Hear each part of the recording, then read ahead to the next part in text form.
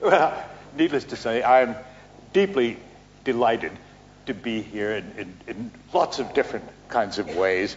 First of all, I spent one of the most fruitful decades of my life here in the university. I should say a fruitful and a stormy decade as well. Because I was engaged not only in the usual scholarly pursuits, but I suppose inevitably too in the politics of education, for that was the period in which we were making the great discovery that those early years, if they were not well prepared, kids could not take advantage of the schooling we gave them later.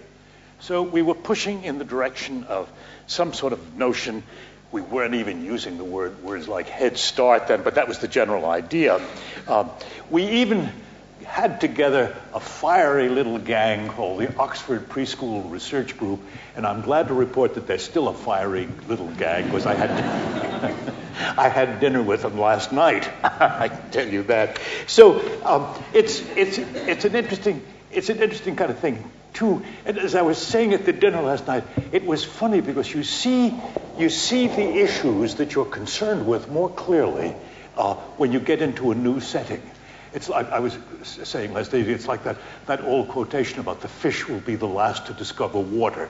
Well, this fish had been taken out of United States waters and put into a quite different setting.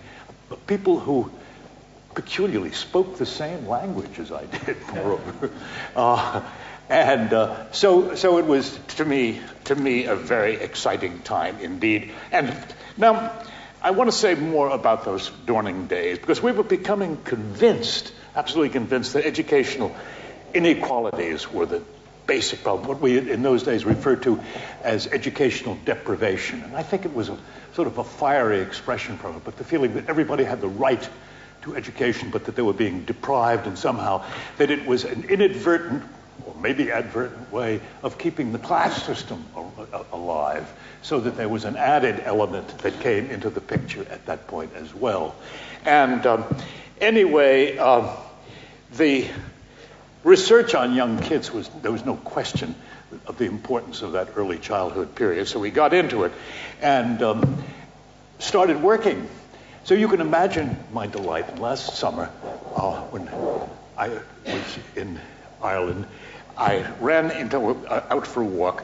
I ran into my old friend Margaret J, Lady J, who has been sort of my summer neighbor for the last 25 years or something like that, and with whom I did a lot of plotting over the years. She told me last August when I saw her, "You know, Jerry," she said, "I really think that battle is won now. Nobody would dare to oppose early preschool education anymore. It's taken for granted in Britain." I hope Margaret's right, and she usually is. So there you are. What she really said, and I remember the phrase very well, she said, well, I said, "Is there a new law?" And she said, "No, you must understand, it's de facto, not de jure." So I said, "Very Brit."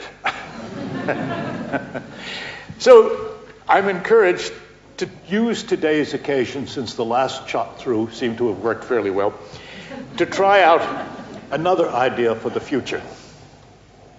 One that I think is particularly appropriate to Oxford and its tradition. It has to do with the crucial importance of cultivating a lively sense of the possible in a rising generation. Knowledge, I want to argue, is not just what we store inertly in our beans. There's another way of looking at it. It can also provide a launching pad into the realm of the possible. And there are two different ways, not completely different, but different in emphasis, ways of looking at our knowledge. One is as a launching pad, and two is as something that you score from the point of view of what's been accumulated. I have to confess that this particular approach has been made very vivid for me in watching it work in Reggio Emilia in Italy. I've been there for the last summers over the last 10, 15 years, whatever it is like that. And it used to be that people would say that of young children, 4 and 5, you should never say, "That's interesting, but why do you think that is?" Get them to give us. But they ask it all the time. And the kids love it. So why shouldn't we Well, I'll come to that. Why shouldn't we, indeed? So launching pad it is, and I want to argue that being a launching pad is one of the crucial tasks of the educational institution, by which I don't mean simply, All Souls or the Institute for Advanced Study. I mean starting from kindergarten. But I suppose most of us would say something like, isn't that what we do all the time, trying to get them to leap to the possible? And of course it is, in a way. I agree. But the ways in which we do it, alas, are too often dominated by custom and habit. We sort of do it with a kind of thing that you can't tell whether you asked a question or whether you're indulging in politesse, like, how are you today? Do you really want to find out how the person is, or something like that? And that somehow we're not bold enough in looking at this new phase, particularly dealing as we are with a world changing at the rate that it is changing. And it is changing at a rate that is hard to believe. It's not just that it's changing, but that its forms of dependency, that is the economic interdependence, the intellectual interdependence, is going at such a rate that I live fairly close to it, because my lady is concerned with the business of a system, for example, of how you maintain competition in the world's market with the world, with the great powers spreading out like that. You can destroy the so-called global world. You can turn it into a monopoly practice. So we want to be thinking a lot about this. I also have a deeper, more theoretical reason for being concerned with this business of cultivating the possible, over and beyond its compelling political importance. It's more theoretical. It springs from my own research on the nature of mind, a reason that has grown steadily. I mean, over the half century that I've spent sort of digging around into the question of the growth of mind and its dependence of the growth of mind on culture, I've become increasingly convinced that the powers of mind reach their fullness not simply as an accumulation in what we come to know, but rather in what we can do with what we have come to know, how we frame possibilities, and how we think of it not just in terms of our own personal lives, but also in terms of the culture in which we live and the way in which it operates in the broader world.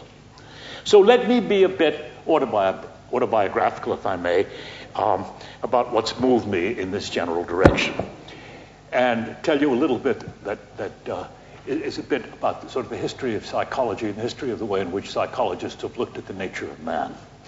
Way back in 1957, inspired by, interestingly enough, two distinguished British scholars, I wrote an article rather provocatively entitled "Beyond the Information Given." And reading it now, some few decades later, I have the feeling of a kid busily stretching his muscles as far as he can, but not quite getting all the way. The two scholars who were impressing me at that particular one, not very surprisingly. One of them was Sir Frederick Bartlett, who was then at Cambridge, and the other one was Charles Spearman. And though the two of them lived very separate lives, and I now know, after the fact, that we're not very fond of each other, they led a quite interesting conversation inside my head because they were talking very differently. And it was part of that difference that made me aware. Spearman was in search of a general, rather physics-like principle that would somehow render or reduce mind to a small set of elementary intellectual processes, or as he called them, noegenetic principles that would account for the growth of intelligence. It was very 1920s. I guess the critical book was in the 1920s.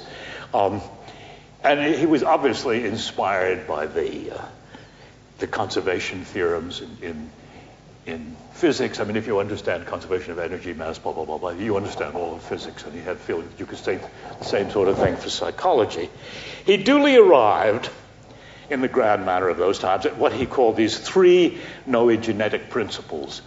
The first of which was what he called the principle of apprehension, that human beings are capable of apprehending the world this is a very interesting point to arrive at, because the next half century was given over to demonstrating that he was dead wrong.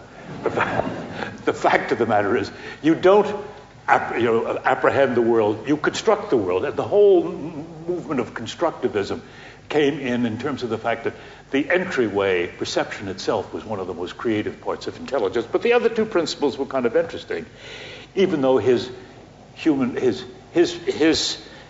perceivers were, as a graduate student of mine once put it, they weren't perceivers, they were spectators.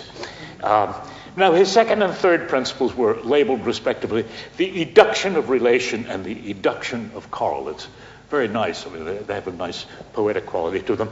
The first of which held that mind by nature responded to the relations between whatever was apprehended in the world, if you saw two things like that. So, for example, if you apprehended, if there was white and black, they evoked the relation opposite. You saw the relation opposite. It's an interesting idea. So as for the correlates, white and opposite of evoked black.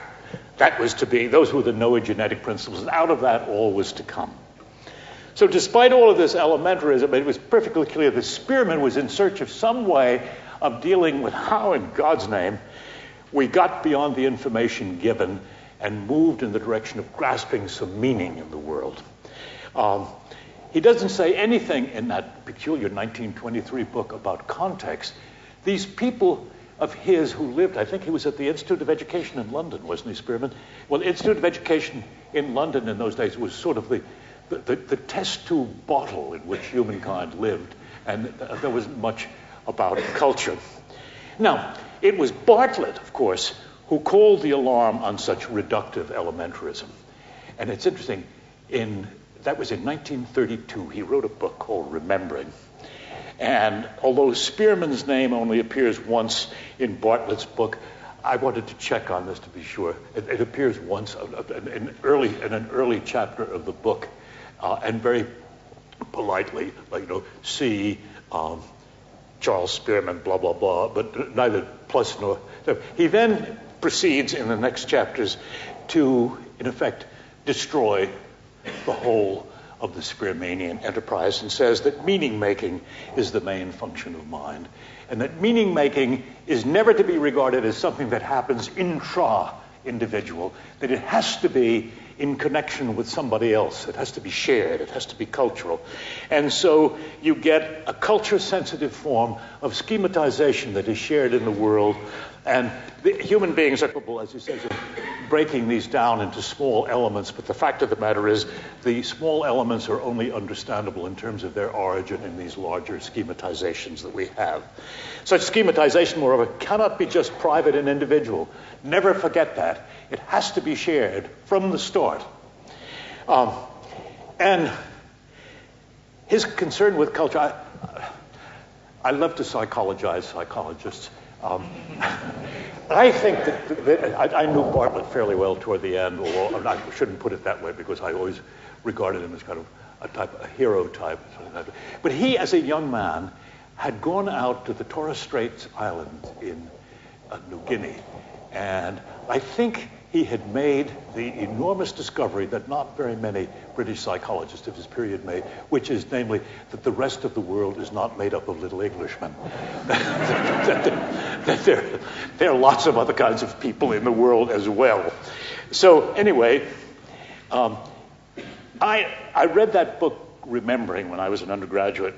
It was such a mind-freeing experience. Not just a sort of rejection of atomistic elementarism, which I loved. I was also then reading the Gestalt psychologists and finding, there's a way out of this. So without realizing it, God knows writing autobiography is a funny kind of thing. Without realizing it, I think reading Bartlett when I was an undergraduate turned me into a cultural psychology, although as far as I know, there was no cultural psychology at that point, so I was in the making. But a puzzle remains from then, and still remains. What the devil precisely do we mean by that glib word, culture? What is culture? My anthropologist friends had early convinced me that nobody ever knows the whole of this culture. you know a little paradigm of your culture. You can't know it all. How could you? It's too vast. So that a culture, as my good friend, late limited friend Cliff Geertz, who died last fall, used to argue, a culture is always local. Always local. And as anthropologists have said all along, the notion of a culture as a whole, Alfred Kroeber was the one who said, the only person who ever knows the culture as a whole is the anthropologist who goes out to study it. So it can't be what the local people know. So now enter Thomas Kuhn, another friend from Harvard days. The Harvard Graduate School in those days was a very turbulent place in which nobody felt that they could even walk out into the Harvard yard unless they had a new theory about something. Very turbulent place. So he was coming along at that point and arguing that science was not a big whole, that science basically was a set of small paradigms around specifically. There were paradigm instances, and what science was organized around was granting this is the paradigm of weight and mass, this is the paradigm of homeostasis, this is that, this is the other kind of paradigm. To talk about the whole of it, I beg your pardon, what are you talking about? Homeostasis? So in order to get into the club, the password into the club was the paradigm, the specific local event. So there was I, and I thought to myself, wait a minute.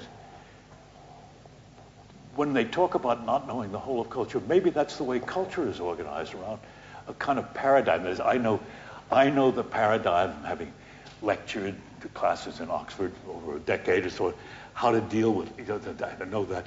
I wouldn't have a clue as to how to give a lecture in Bali. Or for that matter, I'm not even sure I know how to give one in Western Ohio. But a typical kind of thing. The great joke about New Yorkers, San Franciscans, and Bostonians in Philadelphia, they all have a lot in common, but they're all slightly lost when they get out into the Midwest. So could it be then that when we speak about a culture, we're referring to human beings joined together by this loosely connected, rather implicit, shared set of paradigms? Alfred Kroeber, as I told you, had argued explicitly that nobody could know the whole culture except some anthropologist who had to get his PhD and prove that he could write a brilliant thesis about the Mondugumor or somebody like that. Those who simply live in a culture aren't burdened in that heavy way. So Cliff Geertz was certainly right about it was local. And it's an interesting kind of thing. Another of the great anthropologists of that generation, Claude Lévi-Strauss, spent an enormous amount of time and effort in his books trying to take these paradigm cases, for example, the way we deal with members of our family and so on like that, and see whether you could expand that, for example, to the way in which you deal with partners in a business, and so how you spread your paradigms around. And it makes for enormous, what am I going to call them, errors in the way in which we conduct our life, but they also exploratory ways of doing it, of operating within new domains. So culture, principal function for the individual, I want to argue, is an odd type of thing. But here we get this way of introducing you into the culture. And I want to say that one of the main functions, to go way back to the French anthropological philosophers at the turn of the 20th, just as the 20th century was coming, one of the main functions of a culture in doing this kind of thing is to make the strange familiar. You say, what the hell is that? You say, oh yes, that's, and you'll find some sort of a familiar way. Making the strange familiar is like, becomes very much of a psychological thing. I couldn't find the quotation in James. I looked it up, but I was too much of a hurry.